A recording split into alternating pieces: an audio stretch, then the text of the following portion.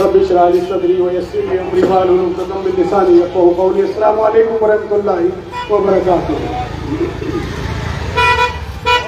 मेरे दोस्तों, नौजवान साथियों, अभी गालिबन 40 मिनट कलियर में मैं बहुत तफसील से लोगों को, लगभग 2000 आदमियों को समझा के आ रहा हूँ। 45 मिनट के करीब वहां 2000 आप लोगों ने लाइव, अगर किसी ने देखा होगा तो देखा होगा। बहरहाल आप तमाम लोगों का दायित्व पर बैठे हमारे ठाकुर साहब का, हाजी कमरुज़्ज़मा साहब का, अपने छोटे भाई मोहम्मद आजम साहब का, अपने छोटे भाई शेरू मलिक साहब का, नासिर भाई मेरे सामने बैठे हैं, जावेद भाई, आप इतनी ठंड में यहाँ बैठे हैं। मैं आप तमाम लोगों का शुक्रिया अदा करता हूँ। और जहाँ तक मेरी आवाज़ जा रही है, आज तो वसीम भाई भी यहाँ बैठे हैं, मैं उनका भी शुक्रिया अदा करता हूँ। जहाँ तक मेरी आवाज़ जा रही है, मेरी इज्जतदार माओ और मेरी बहनों, आपका ये भाई आपकी खिदमत में अपना सलाम पेश करता है और आपसे अपनी छोटी सी रुदात सुनाता है कि आखिर मेरे दिल की टीस क्या है, मेरे दिल का दर्द क्या है, क्यों आखिर ये दर दर भटकता हूँ, क्यों आपके सामने अपना रोना रोता हूँ, क्यों चिल्लाता हूँ। हमारा मजलिस का एक छोटा सा सिपाही दानिश भी सामने बैठा है, जो हमारी मजलिस की टीम के आशू आप मोहम्मद, हमारे जिले के सचिव हैं फरीद, वो भी सामने बैठे हैं। मैं तमाम लोगों का शुक्रिया अदा करता हूँ, जावेद अंसारी साहब का भी, अरशद मलिक साहब का भी, ताहिर भाई आजम साहब का भी, चौधरी साहब, हुसैन भाई, अखलास, भोला भाई, बिट्टू भाई मेरे पास खड़े हैं, शालू भाई, मुनीर भाई, जमशेद भाई और हमारे मौलाना शाहिद साहब। और अगर किसी का नाम रह गया हो तो मैं उससे माजरत चाहता हूँ। मेरे मीडिया के बंधु, मीडिया के दोस्त, हमारे वसीम भाई, जुल्फकार ठेकेदार साहब, तो मैं आप तमाम लोगों का शुक्रिया अदा करता हूं। मेरे दोस्तों, चुनाव का वक्त है, लोग अपने अपने प्रत्याशी के लिए वोट मांग रहे हैं, लोग अपने अपने प्रत्याशी के लिए सपोर्ट मांग रहे हैं। लेकिन एक दीवाना ऐसा है जो वोट मांग रहा है आपसे, आपके बच्चों के मुस्तकबिल के लिए, जो वोट मांग रहा है आपसे, आपकी आने वाली नस्लों के लिए, जो वोट मांग रहा है आपसे, आपकी सियासी क़यादत के लिए, जो वोट मांग रहा है आपकी निगम में नुमाइंदगी के लिए। मेरे दोस्तों, आज मैं आपसे सिर्फ ये कहने आया हूँ कि आप लोगों ने इससे पहले भी मुझे वोट दिया है, आप लोगों ने मुझे इतना हौसला दिया है, इस इमली रोड ने, इस रुड़की के मेरे अजीजों ने मुझे इतना हौसला दिया है कि आज ये तुम्हारा भाई हिंदुस्तान में किसी जगह खड़े होकर, किसी मंच पर खड़े होकर, बड़े से बड़े मंच पर खड़े होकर हक की आवाज को बुलंद कर सकता है। उसका हौसला देने वाले ये रुड़की के तमाम लोग हैं, आप तमाम लोग हो। आपकी वजह से, आपके दिए हुए हौसले की वजह से मैं कहीं भी दुनिया में खड़े होकर अपनी बात को, हक को बयान कर सकता हूँ। ये हौसला, क्योंकि जब बच्चा छोटा होता है तो वो सीखता है, फिर बड़ा होता है और सीखता है, फिर और बड़ा होता है, फिर उसे तजर्बे होते हैं। आज जिस मरहले में मैं हूँ, मुझे किसी ने कहा था, जब मैंने बहुजन समाज पार्टी छोड़ी थी तो मुझे किसी ने कहा था कि ये आपने क्या किया, आपका जो कद था बहुजन समाज पार्टी में शायद किसी दूसरी पार्टी में नहीं हो सकता। मैंने उनसे एक शेर के माध्यम से मैंने उन पत्रकारों से अपनी बात कही थी, जहां रहेगा वही रोशनी लुटाएगा, जहां रहेगा वही रोशनी लुटाएगा, किसी चिराग का अपना मकान नहीं होता। यकीन जानिए कि मैं अपने मकान के लिए दर दर भटकता था कि सियासत की दुनिया में मेरा भी कोई मकान हो। सिर्फ मकान विधायक बनना नहीं होता, विधायक मेयर बनना मकान नहीं होता। असली मकान आपका जब होता है जब आपकी भी अपनी कोई सियासी जमात हो, जब आपकी भी अपनी कोई सियासी पार्टी हो, या ठाकुर साहब बैठे हैं, या और मेरे तमाम अजीज दोस्त बैठे हैं, मेरे दोस्तों आप जरा जाकर देखो, आप निकलो यहाँ से और जाकर पूछना किसी दलित भाई से। ऐसा नहीं है कि सब दलित भाई किसी और को वोट नहीं देते लेकिन अपनी पार्टी को नहीं बोलते। आप दलित भाई से पूछो कि तुम्हारी पार्टी कौन सी है, तो फौरन जवाब आएगा कि बहुजन समाज पार्टी हमारी पार्टी है और आदरणीय बहन जी हमारी नेता है। मेरे दोस्तों, जब आप भाई पेपर उठा लीजिए, जब आप किसी यादव भाई से पूछोगे तो वो आपसे कहेगा कि हाँ हमारी भी पार्टी है जिसका नाम समाजवादी है, हमारे भी नेता है जिनका नाम मुलायम सिंह थे, अब अखिलेश यादव है।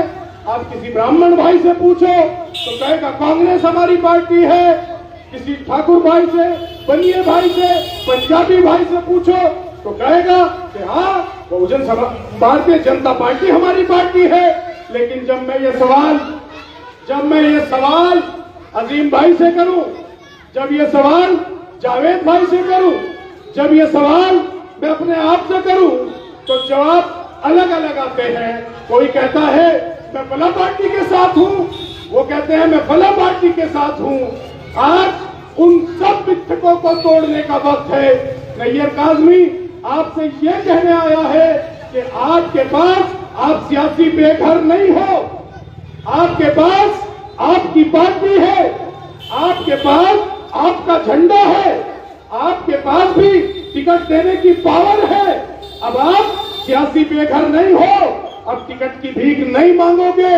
अब ये हाथ ऐसे नहीं बल्कि सियासत की दुनिया में अब तुम्हारा हाथ ऐसे हो जाएगा, अब टिकट देने वाले बन जाओगे, टिकट मांगने वाले नहीं रहोगे। ये दिया हुआ हौसला, यहाँ तक पहुंचने का हौसला इस इमली रोड ने दिया है। इस इमली रोड और माहीग्राम की आवाम ने मुझे दिया है। आज 40 वार्ड रुड़की में है, 40 वार्ड में हिंद मजलिस इत्तेहादुल मुस्लिमीन आपकी पार्टी सिर्फ एक प्रत्याशी को चुनाव लड़ा रही है।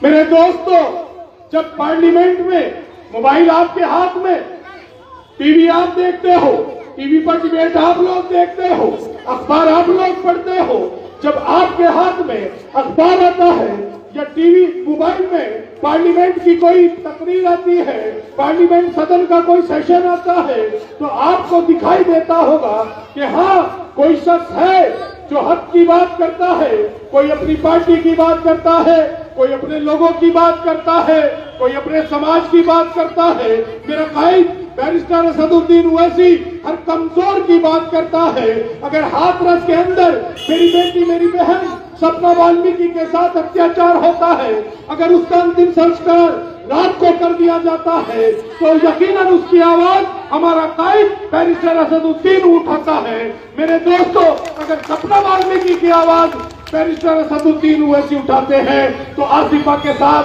कश्मीर में जो दरिंदगी होती है, उस 8 साल की बच्ची के साथ उसकी भी बात बैरिस्टर साहब उठाते हैं। मेरे दोस्तों, क्या वजह है कि वो अपनी आवाज क्यों बुलंद करते हैं, क्यों सच्चाई और हक का बयान करते हैं? उसकी बुनियादी वजह यह है, वो जिस सियासी घर से जीत कर जाते हैं वो उनकी अपनी पार्टी है, वो उनका अपना सियासी घर है, वो वहाँ किराएदार की हैसियत से नहीं रहते। आप किसी पार्टी में चले जाना, आपकी हैसियत एक किराएदार से नहीं ज्यादा नहीं हो सकती। आप सिर्फ नारे लगाओगे, दरी बिछाओगे, माला पहनाओगे, लेकिन जब हक की बात करने का वक्त आएगा तो आप उनके रहनुमाओं, उनके लीडरों की तरफ देखोगे, आप हक की बात नहीं कर सकते। आप उनसे हक की बात करना तो बहुत दूर की बात, आप उनसे हक की बात कह भी नहीं सकते। मेरे दोस्तों, नौजवान साथियों, बड़ी मीटिंग इंशाल्लाह विधानसभा के चुनाव में अब आपकी पार्टी आपके दरमियान रहेगी। इंशाल्लाह जब भी चुनाव आया करेंगे, अब आपकी पार्टी हर चुनाव यहाँ लड़ा करेगी। लेकिन मेरा आप लोगों से एक गुजारिश है, क्या हम लोग एक एहसान नहीं कर सकते जो एहसान हमारा कायद बैरिस्टर असदुद्दीन ओवैसी हम पर करता है? क्या हम उस एहसान को नहीं कर सकते? मेरे दोस्तों, क्या मुझे बता सकते हो, पार्लियामेंट में जब तुम्हारे हक की बात की जाए, जब पार्लियामेंट में शरीयत की बात की जाए, जब पार्लियामेंट में 3 तलाक की बात की जाए, जब पार्लियामेंट में शरीयत के तहफ्फुज़ की बात की जाए, जब पार्लियामेंट के अंदर तुम्हारी बेटी के हिजाब की बात की जाए, जब पार्लियामेंट के अंदर एनआरसी का बिल लाया जाए, जब CAA पर बात की जाए, मेरे दोस्तों, कौन बोलता है? उसका नाम क्या है? क्या आप बता सकते हो मुझे कि उसका नाम क्या है? बता सकते हो? बैरिस्टर असदुद्दीन ओवैसी पार्लियामेंट में महाआवाज उठाते हैं और रुड़की के मंच पर नैयर काज़मी तुम्हारी आवाज उठाता है। चाहे एनआरसी का मामला रहा हो, चाहे यति नरसिंह आनंद का मामला रहा हो, जब यति नरसिंह आनंद ने हमारे नबी की शान में गुस्ताखी की, मेरे दोस्तों, तेरे नबी को पूरी दुनिया मानती है, हिंदू या मुसलमान, सिख और ईसाई नहीं, पूरी दुनिया उनको अपना आइडियल मानती है। वो आईना है, दुनिया अपना अक्स उसमें तलाश करती है। वो सूरज की रोशनी से तेज उसकी सीरत है, उनकी सूरत है, चांद से ज्यादा खूबसूरत है। मेरे दोस्तों, जब उन्हें कोई बुरा कहता है तो यकीनन तुम्हारे भी दिल में दर्द होता होगा। आप हिंदू या मुसलमान हो, मैं इससे मेरा मतलब नहीं है, लेकिन एक सच्चे को, जिसको पूरी कायनात सच्चा कहती है, जब उसको कोई बुरा कहेगा तो दर्द यहाँ होगा या नहीं होगा? मेरे दोस्तों, पूछता हूँ आपसे, होता है या नहीं होता? अगर होता है तो फिर उस वक्त उसकी मुखालफत करने यहाँ कौन आता है? कौन आता है? कोई पार्टी आती है, कोई सेकुलर पार्टी आती है, कोई कांग्रेस आती है, कोई बहुजन समाज आती है, या कोई और पार्टी आती है, कोई सेकुलर नेता नहीं आता। तुम्हारा ये खादिम नैयर काज़मी, एक हो या 100 हो, सबको लेकर चल देता है कि चलो इसकी मुखालफत करेंगे, इसके खिलाफ FIR करेंगे। मेरे दोस्तों, मैं आप लोगों को बताता हूँ, जो लोग आज हमें बिरादरियों के नाम पर बांटने की कोशिश कर रहे हैं, मजलिस इत्तेहादुल मुस्लिमीन किसी एक बिरादरी की, किसी एक समाज की पार्टी नहीं है। हमारी पार्टी, बेटा इसकी आवाज थोड़ी बढ़ा दो, हमारी पार्टी जो पार्टी है वो मजलिस इत्तेहादुल मुस्लिमीन हिंदुस्तान के हर एक आदमी की पार्टी है, हर एक इंसान की पार्टी है, हर एक कमजोर की पार्टी है, हर एक दलित की पार्टी है, हर उस शख्स की पार्टी है जो दिल में दर्द रखता हो, जो दूसरे की मोहब्बत करता हो, दूसरे के धर्म से, दूसरे के धर्म गुरुओं से जो मोहब्बत करता हो, मजलिस उसकी पार्टी है।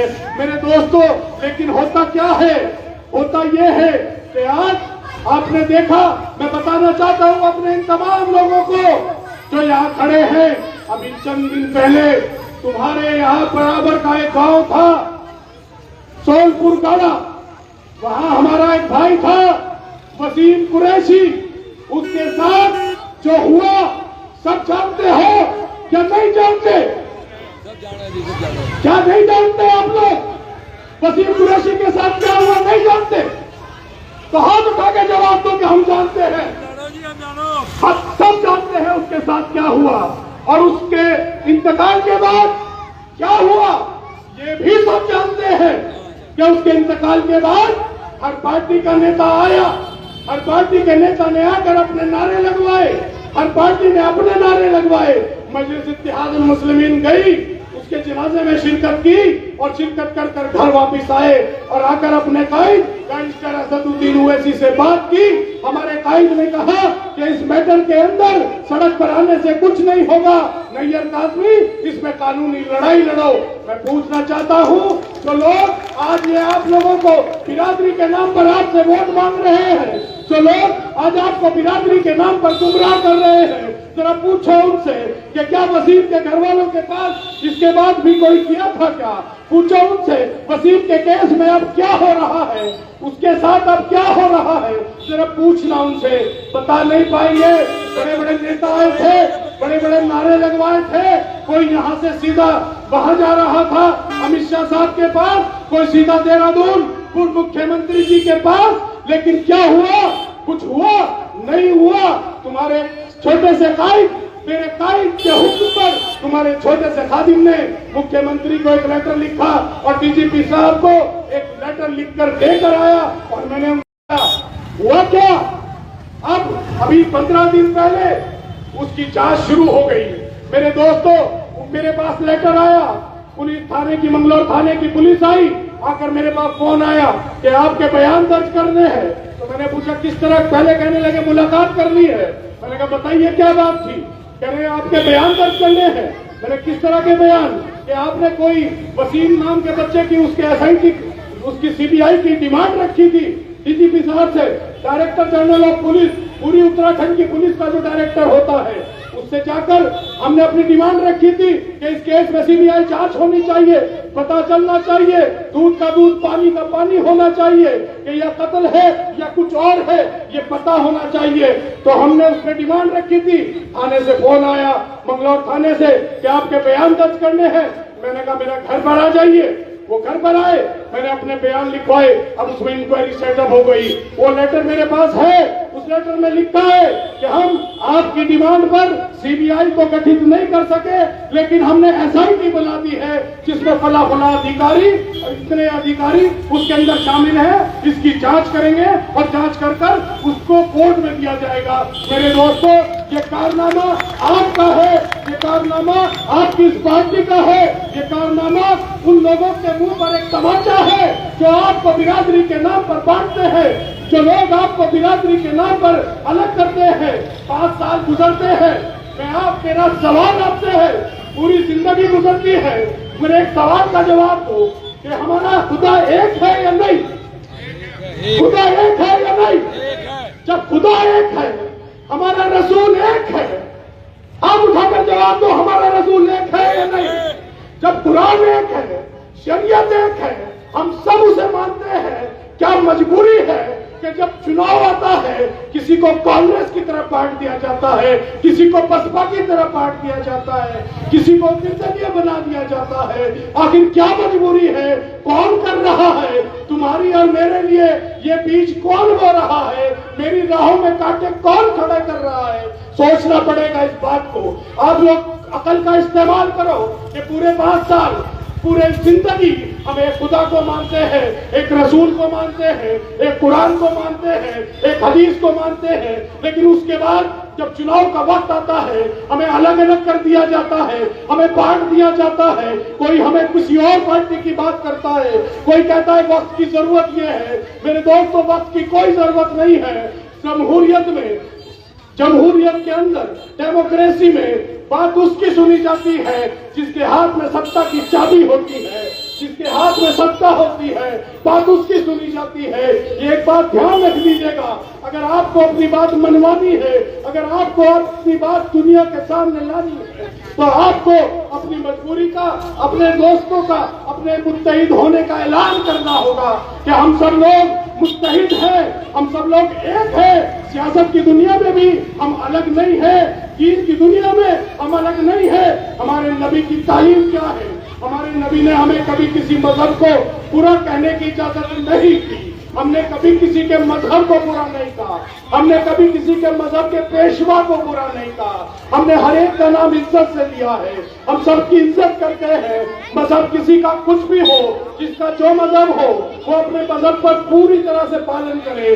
लेकिन मेरे दोस्तों, जब देश का प्रधानमंत्री ये कहकर चला जाए कि एक समाज ऐसा है जिसकी शिनाख्त उसके लिबास से की जा सकती है, तो यकीनन आपका लिबास है, सिर पर टोपी है, चेहरे पर दाढ़ी है, यकीनन आपका लिबास है। और आपकी शिनाख्त जो लिंच करने वाले हैं वो आपका नाम नहीं पूछते, वो आपसे आपकी बिरादरी नहीं पूछते, वो आपसे आपका नाम नहीं पूछते, वो आपसे आपकी कौम नहीं पूछते, वो आपसे पूछते हैं कि आपका लिबास क्या है। वो आपका लिबास देखकर पहलू खान के साथ जो हुआ वो बताने की जरूरत नहीं है, नासिर के साथ जो हुआ वो बताने की जरूरत नहीं है, सुरेश के साथ जो हुआ वो बताने की जरूरत नहीं है।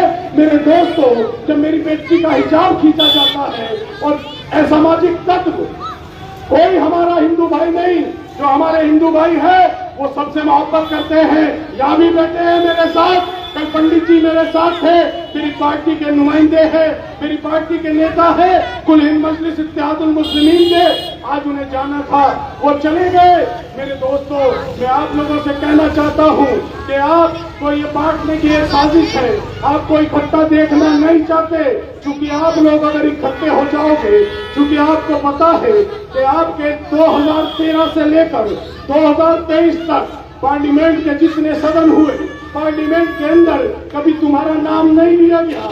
ठाकुर साहब, मुझे दुख के साथ कहना पड़ रहा है कि हमारा नाम भी नहीं लिया जाता पार्लियामेंट में।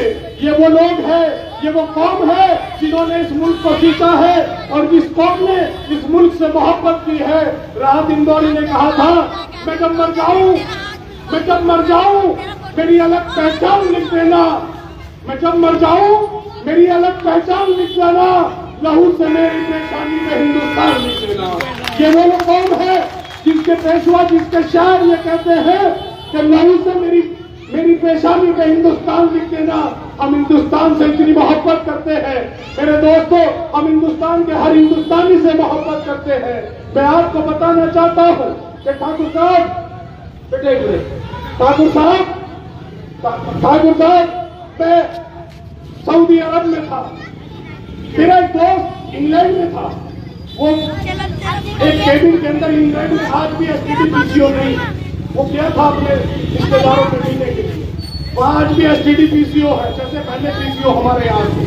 तो कहने लगा, मैं रेलवे स्टेशन पे उतरा और पीसीओ का गेट खोला, मैं अंदर चला गया, फोन पर बात करने लगा, अंग्रेजों की बाहर लाइन में गई फोन करने के लिए।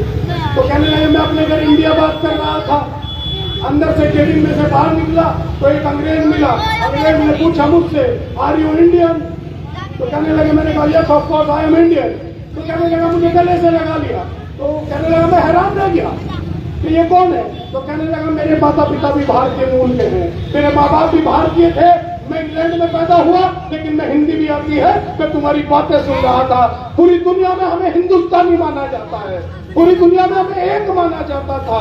मैं हज पर गया था सऊदी अरब, तो वहाँ मदीने में कुछ सामान खरीद रहा था, तो जब मदीने के अंदर एक दुकान पर सामान खरीद रहा था, तो उसने मेरे मोबाइल पर एक फोटो देखा और फोटो देख के कहने लगा, ओवैसी साहब का, कहने लगा इसे अरबी, कहने लगा अवैसी, कहने लगा हाँ अवैसी, कह रहा मर्द मुजाहिद, ये मर्द मुजाहिद है सऊदी अरब के अंदर।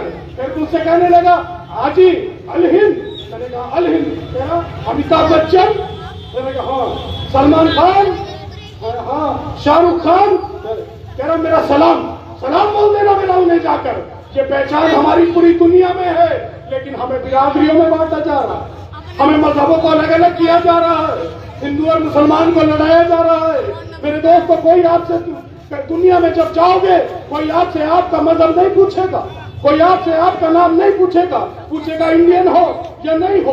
अब हिंदू मुसलमान सिख ईसाई कुछ भी हो, लेकिन इंडियन हो या नहीं हो, तो हम उन भारतीयों में हैं। और मेरी पार्टी का नाम, जिसका नाम कुल Hind, all India, all India, all India से मेरी पार्टी शुरू होती है। ऑल इंडिया का मतलब हम तमाम लोग एक साथ हैं। मेरे दोस्तों, नौजवान साथियों, मैं आज सिर्फ आपको जगाने की कोशिश कर रहा हूं कि मेरी कौम जागे, आपकी भी अपनी सियासी क़यादत हो, आपका भी अपना सियासी पेशवा हो, आपका भी अपना रहनुमा हो, आप भी फख्र से कह सको कि नहीं, अगर जाट भाई ये कहे कि चौधरी चरण सिंह हमारे नेता हैं, अगर जाट भाई ये कहे कि जयंत अजीत सिंह हमारे नेता हैं, अगर अखिलेश समाजवादी का आदमी ये कहे कि अखिलेश हमारे नेता हैं, दलित समाज कहे कि बहन जी हमारी नेता है, तो मुसलमान भी ये कहे हमारा भी नेता है, जिसका नाम बैरिस्टर असदुद्दीन ओवैसी है।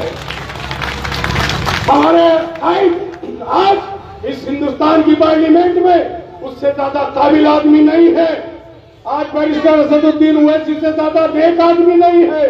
मेरे दोस्तों, आज हम तमाम लोग अगर आप इकट्ठे करो और उनकी तमाम बातें सुनो, और सुनने के बाद आपको ये लगे कि ये आदमी इंसाफ की बात कर रहा है, अगर लगे ये आदमी इंसानियत की बात कर रहा है, अगर लगे कि ये देश से मोहब्बत की बात कर रहा है, अगर लगे कि ये इंसानियत की बात कर रहा है, तो फिर खड़े होकर मुझे बता देना कि हम उस पार्टी के नाम पर साथ और बिरादरी से ऊपर उठकर हाजी कमरुज़्ज़मा की बेटी, हमारी बेटी अलीजा को हम लोग तमाम लोग एक वोट भाई गिराऊंगा, बिरादरी से ऊपर उठकर, समाज से ऊपर उठकर, पार्टियों के बहकावे से ऊपर उठकर, जो पार्टी आपका नाम सदन में नहीं लेना चाहती, उन पार्टियों के बहकावे से ऊपर उठकर आप लोगों को अपनी पार्टी को जिंदा करना है। 40 वार्ड रुड़की नगर निगम में है और नैयर काज़मी का प्रत्याशी, आपका प्रत्याशी बैरिस्टर असदुद्दीन ओवैसी का प्रत्याशी मेरे दोस्तों सिर्फ एक वार्ड में है, वार्ड नंबर 35 में। क्या हम ऐसा नहीं कर सकते कि हम एक वार्ड में ये एहसास कराएं कि हम अपने वार्ड में अपनी एक बेटी को अपने कायद के नाम पर, अपनी पार्टी के नाम पर, अपने लीडर के नाम पर, अपने उस नौजवान तबके के नाम पर जो आज मजलिस के लिए दर दर घूम रहा है, जो मजलिस के लिए तमाम यहाँ लोग खड़े हैं, मजलिस के लिए वोट मांग रहे हैं अपनी क़यादत के नाम पर। क्योंकि जमहूरियत में एक बात जरूर याद रखना कि जमहूरियत में बात उसकी सुनी जाती है सत्ता जिसकी होती है, सत्ता की चाबी जिसके हाथ में होती है, और सत्ता के ताले का जो रास्ता है वो जमहूरियत में वोट से खुलता है। सत्ता का ताला वोट से खुलता है। अगर वोट दोगे, सपोर्ट करोगे हक और इंसाफ के नाम पर, बैरिस्टर साहब के नाम पर, हाजी कमरुज़्ज़मा के नाम पर, और तुम्हारा ये छोटा भाई नैयर काज़मी के नाम पर, तो यकीनन फतह मुकद्दर बनेगी। मेरे दोस्तों, हमें अपने अंदर एक यकीन पैदा करना है, हमें अपने अंदर एक यकीन पैदा करना है। मैंने एक बुजुर्ग लगभग 200 साल पहले, 700 साल पहले मौलाना रूमी, जो लोग सुनते होंगे पढ़ते होंगे उन्हें पता होगा, मौलाना रूमी की मसनवी एक किताब है, बहुत सारे उनके तजर्बे उसके अंदर हैं। उन्होंने उसके अंदर एक कहानी लिखी है, वो कहानी ने मेरे दिल को छुआ था, आप लोगों को भी सुनाता हूँ। उस कहानी के अंदर उन्होंने लिखा है कि एक चरवाहा है जिसे हम गडरिया कहते हैं, वो भेड़ बकरी पालता है, लेकिन एक दरिया के किनारे रहता है। उस दरिया के किनारे पर जहाँ वो रहता है वहां उसके मवेशियों को खाने के लिए उनके पास घास नहीं है। वो उस दरिया में कश्ती में बिठाकर सुबह को दूसरे साहिल पर, दूसरे किनारे पर लेकर जाता है, एक आना जाने का देता है, और दिन भर अपने मवेशियों को चुगाकर वापिस शाम को कश्ती में बिठाकर इधर लाता है अपने घर पर, और एक आना वापिस आने का देता है। ये काम वो मुस्तकिल करता है।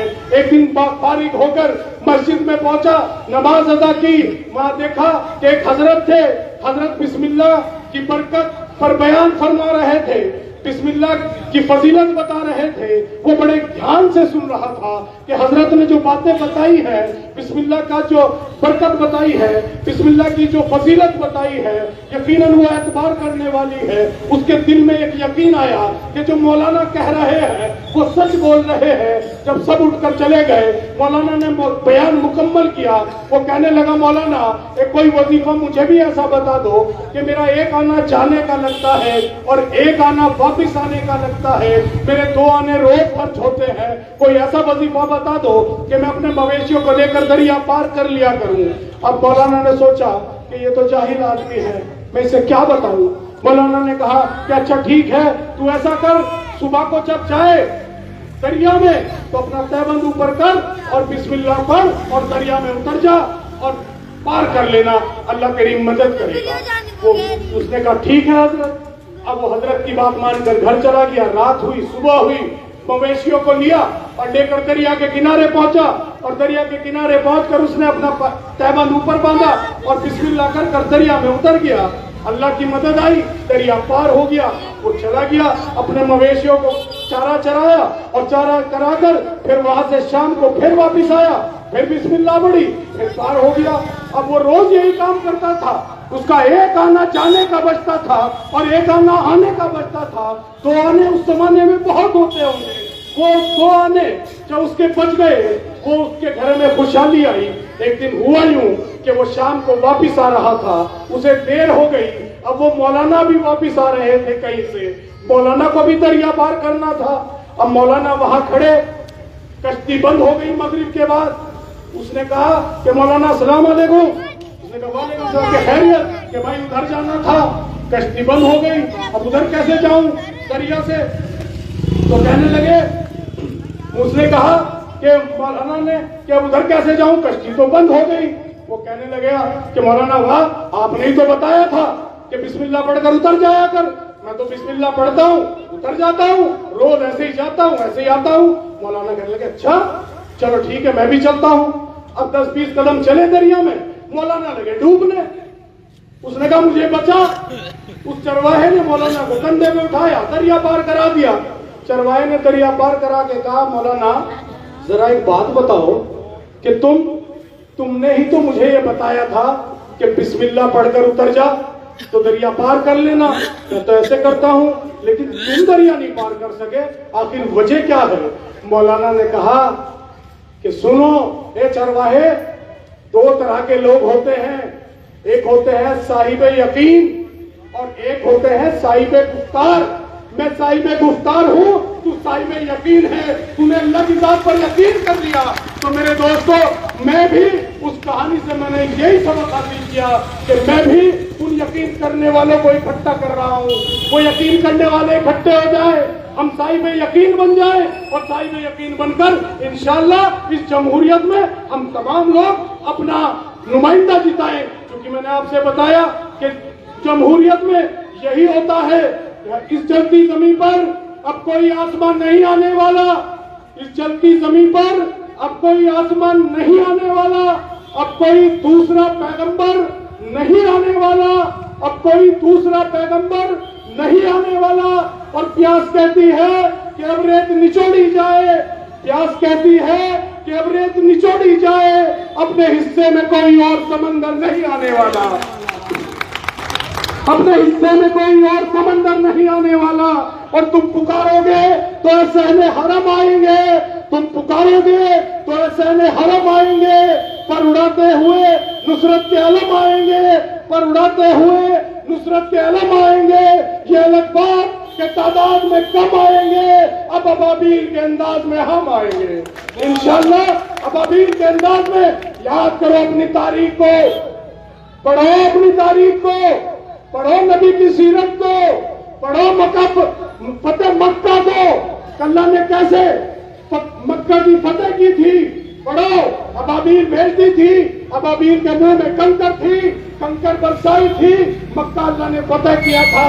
जमहूरियत में हम सब अबाबील है, ये वो कंकर है जो उन्होंने भेजी थी, तुम्हें मोहर लगानी है, तुम मोहर लगा दोगे तो यकीनन ये फतह आपकी होगी, आप जीतोगे, आप जीत कर रहोगे इंशाअल्लाह अज़ीज। राहत इंदौरी ने कहा था कि तूफानों से आंख मिलाओ, तूफानों से आंख मिलाओ, सैलाबों पर वार करो, तूफानों से आंख मिलाओ, सैलाबों पर वार करो, मल्लाहों का चक्कर छोड़ो, तैर के दरिया पार करो।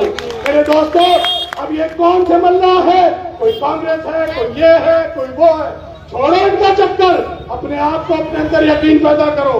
हम भी जीत सकते हैं, हम भी मजलूम की मदद कर सकते हैं, हम भी कमजोर का साथ दे सकते हैं, हम भी अपना काम करा सकते हैं। हम भिखारी नहीं है, हम खैरात मांगने वाले नहीं है, हमारे हाथ में खैरात का कासा देने वाले लोग अब ये जान गए इस मुल्क के अंदर कि इस मुल्क का नौजवान अब खड़ा हो चुका है।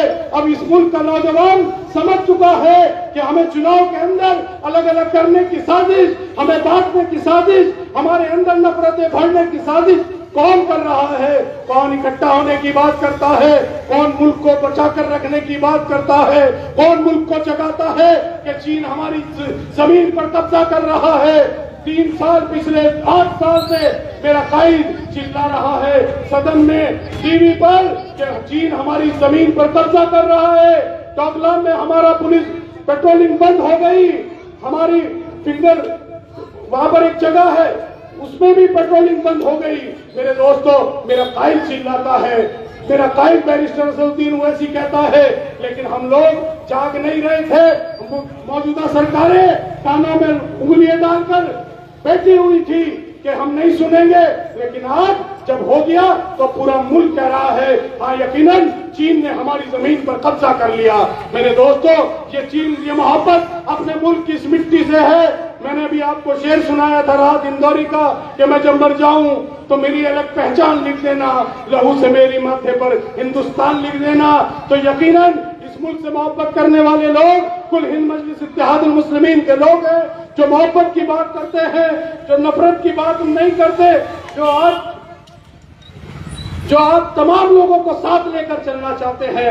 मेरे दोस्तों, हम और आप तमाम लोग एक हैं इस मुल्क में। आप हिंदू मुसलमान के बिना नहीं रह सकता, मुसलमान हिंदू के बिना नहीं रह सकता, लेकिन हम तमाम लोग इकट्ठे हैं।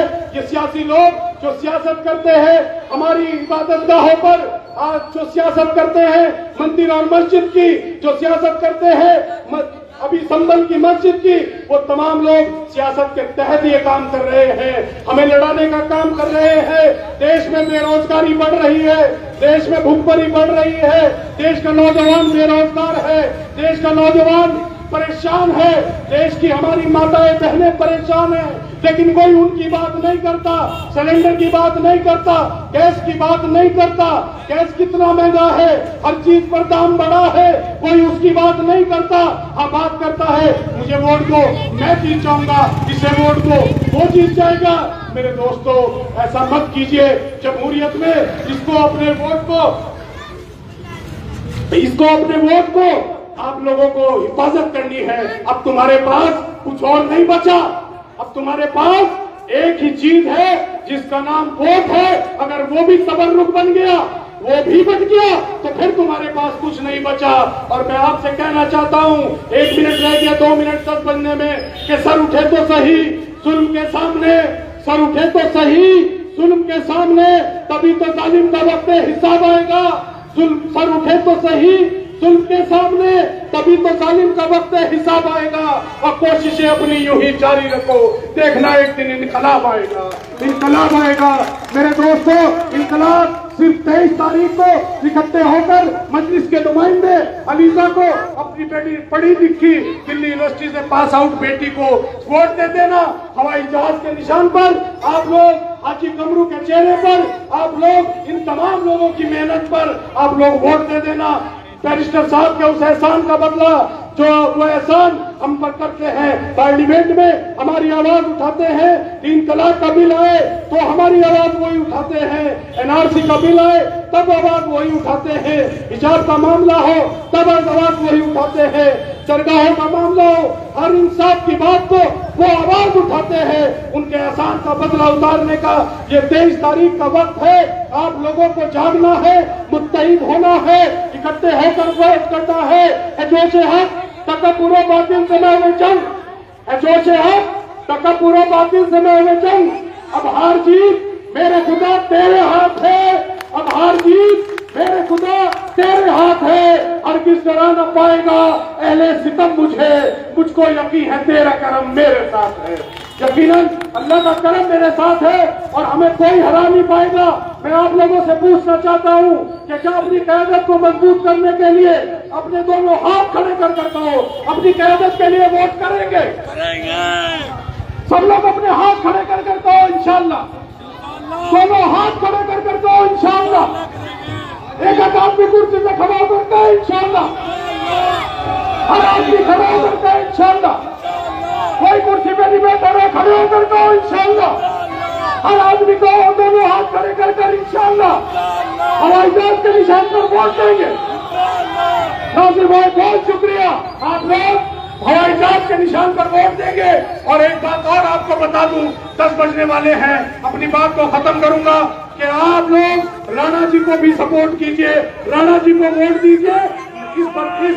इस शहर की मोहब्बत के लिए, इस शहर की कामयाबी के लिए, इस शहर की एकता के लिए, अखंडता के लिए, हिंदू मुसलमान के भाईचारे के लिए आप राणा जी का सपोर्ट कीजिए।